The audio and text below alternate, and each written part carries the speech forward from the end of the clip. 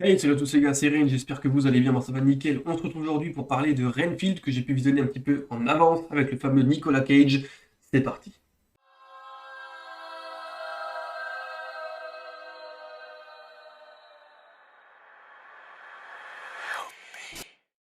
Alors, Renfield est un film qui est censé sortir courant 2023 chez nous en France et réalisé par Chris McKay qui avait fait quelques films d'animation et des films qui m'intéressent pas du tout en général, ça c'est clair. Ce film-là, pour être honnête, ne m'intéressait pas du tout non plus suite au visionnage des bandes annonces. Mais il y avait quand même un petit mais, il y avait Nicolas Cage en tant que Dracula dans l'histoire. Je me suis dit, bon, pourquoi pas Nicolas Cage, la fameuse machine à mème, dans un nouveau film de 2023, il va incarner le grand Dracula. Je me suis dit, qu'est-ce que ça va donner? Je me suis dit, peut-être pour ça, j'aurais peut-être regardé le film, mais encore, franchement, au départ, c'était pas convaincant du tout. Finalement, ma copine m'a dit, ah, vas-y, on le regarde, c'est pas grave. On se lance dedans. J'ai eu la possibilité de regarder avant sans payer la place de cinéma, ça a aidé un petit peu aussi. Et donc je me suis dit, bon, c'est parti, lançons-nous. En plus, il est court, il dure 1h33, c'est vendu comme une comédie horrifique. Regardons ce que ça donne.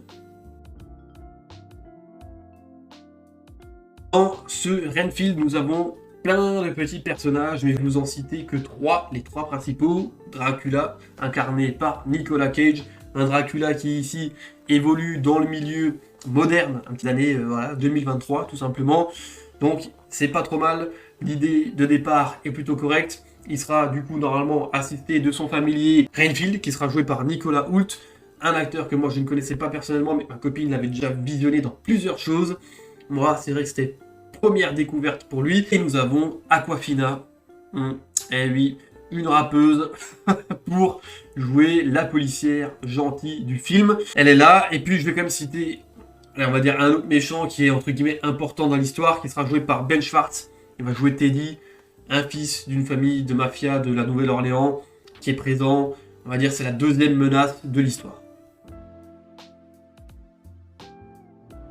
Alors, de quoi va parler Renfield finalement? Ça va parler tout simplement de Renfield, le fameux familier de Dracula qui décide en 2023, après des siècles de servitude, de se libérer de l'emprise de Dracula, de vivre sa vie comme un mec de 2023 finalement, et de laisser tomber justement toute cette situation qu'il a avec Dracula et de reprendre le dessus. En gros, c'est ça. En parallèle de cette histoire, il va du coup évoluer dans la Nouvelle-Orléans, dans laquelle se développent plusieurs familles de mafieux, dont la famille de Teddy, un psychopathe en puissance qui, a priori, n'avait jamais commis de crime à part, tout simplement de la vente de cocaïne. Et par contre, il est sous l'influence d'une maman qui est un petit peu vénère. Donc il a une image à se faire respecter. Et donc on va dire que c'est le gros caïd de la ville actuelle. Et pourchassé par une jeune policière, du coup, Aquafina, qui est là pour le mettre sous les barreaux. Forcément, vous vous rendez bien compte que la policière va tomber aussi sur quelques scènes de crime de Renfield, qui, au départ, avant de décider de prendre ses libertés, apportait des victimes chez Dracula, donc forcément victime dit scène de crime. Donc vous comprenez qu'il y aura forcément un petit lien entre la mafia, les scènes de crime, Renfield et la policière, sous la menace de Dracula. Bon alors jusque là vous me direz pourquoi pas, maintenant je vais vous dire un petit peu ce que j'en pense. C'est un film qui a coûté 65 millions de dollars. Aux États-Unis c'est pas le truc de fou non plus, mais disons que là, je vais être honnête, je ne sais pas trop où sont passés les 65 millions de dollars. Pourquoi? Parce que dans ce film il y a plein de défauts. Plein de défauts. Bon, il y a Nicolas Cage qui est vraiment bien, qui est vraiment cool, fidèle à lui-même. Je vais pas dire que là il nous a fait une prestation de fou, mais il est fidèle à lui-même, c'est sympa, c'est rigolo, son personnage est vraiment sympa. Il est, en fait, comme il est habituellement, c'est-à-dire que malgré lui, il est marrant et malgré tout charismatique. Il y a quelque chose autour de Dracula, de Nicolas Cage. Après le reste, c'est gros bémol. Le casting déjà est moins intéressant, moins à fond dans l'histoire. Aquafina, c'est l'attache du casting. Je suis désolé pour cette rappeuse qui intègre ici le casting, mais son personnage est ultra vulgaire, je pense, pour rester dans le personnage, un petit peu dans le rôle du fait que ce soit une rappeuse au départ. C'est dommage, en fait, ça rend tout le principe de l'humour du film très très lourd. C'est chiant, en fait, c'est chiant. Nicolas Hoult, lui, va jouer du coup Renfield, mais qui est un Renfield qui est chialeur, qui a pourtant des capacités de fou, parce qu'on le voit démembrer des mecs, déchiqueter des mecs, c'est plutôt sympa, faire des trucs assez stylés. Mais dès qu'il se bat pas, il se plaint, il chiale, il va au style d'alcoolique anonyme, mais en mode victime anonyme de leur relation toxique. Déjà, c'est un truc trop 2023, ça c'est un truc de fou. Mais bon, ok, pourquoi pas. Là où je me dis que le budget du film est passé dans je ne sais pas quoi, c'est qu'il y a du démembrement, il y a de l'action, c'est surprenant, hein, c'est assez surprenant, c'est vrai. Il y a de l'action, du gore, mais alors c'est ultra mal fait. Les amis, on est en 2023, c'est full 3D. C'est full 3D, et c'est même pas la 3D jolie, c'est la 3D ignoble.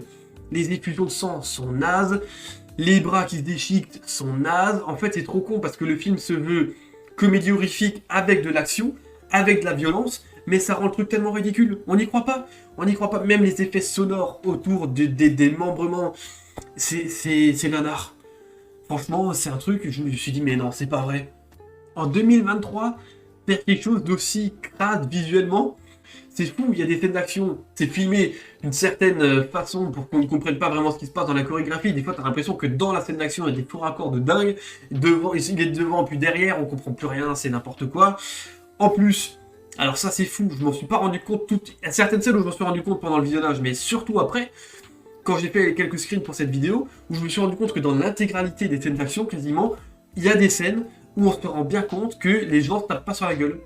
Ils se touchent pas en fait, ils se touchent pas dans les scènes d'action.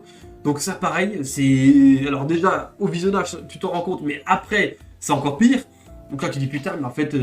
Donc la chorégraphie, les effets spéciaux, les acteurs, les décors sont pas terribles, à part le décor où on a Dracula dans un hôpital abandonné, où son royaume actuel est rempli de poches de sang, de l'hôpital est rempli de petites bougies, d'endroits un petit peu verdâtres, comme ça.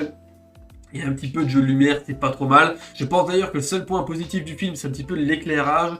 La façon dont des fois certaines choses sont mises en scène, c'est pas trop mal, mais sinon le reste... Oh mon dieu, mon dieu, mon dieu, c'est tellement dommage. C'est tellement dommage. Donc moi c'est un film qui au départ m'avait pas du tout inspiré. Je l'ai regardé un petit peu, voilà, plus par curiosité que par réelle envie. Et puis bah par Nicolas Cage, finalement dans le film, il n'y a pas grand chose à retenir. Hein. Bon, je ne sais pas trop comment vous le conseiller, je sais pas trop quoi en penser.